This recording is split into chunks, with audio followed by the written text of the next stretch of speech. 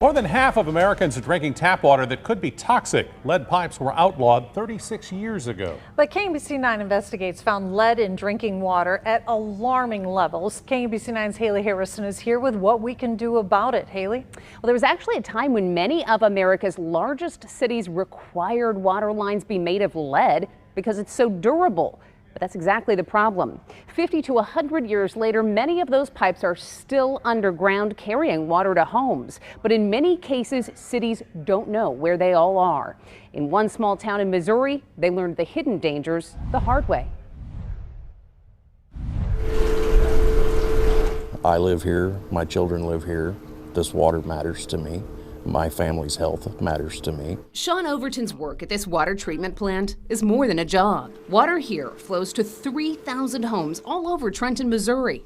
But 5 years ago, there was a crisis. High levels of lead were also flowing into some homes. Sean's was one of them. Yeah, there was some concern because nobody really knew what had happened or was going on. State health workers were some of the first to notice. KMBC9 Investigates obtained records of documented cases of children in Trenton with high levels of lead in their blood. There were 8 in 2017, the year leaders discovered the problem, but cases had already spiked the previous 2 years. In 2014, Trenton changed the chemicals that it uses to treat the water, and lead started leaching from pipes buried in front yards all over town.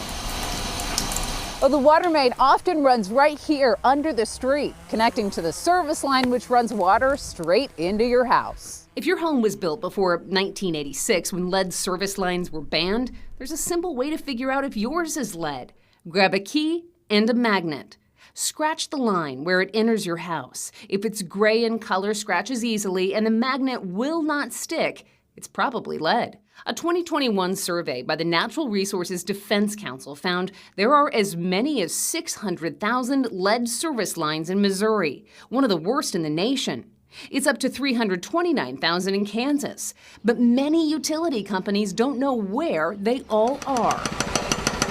It's why the Environmental Protection Agency wants water systems to inventory service lines, all of them, in 2 years. Well, we always want to be open about what we do here. In Trenton, where the inventory has already begun, lead levels have been brought down by orthophosphate, which coats the inside of the pipes. I mean, the water is really important. Steve's got that sign up out front. What we do here affects the whole population. But it's still a mystery where all the lead pipes are in town. Until then, they're testing 40 homes with lead lines twice a year, including Sean's. You drink the water that you make here? Yep, right out of the tap.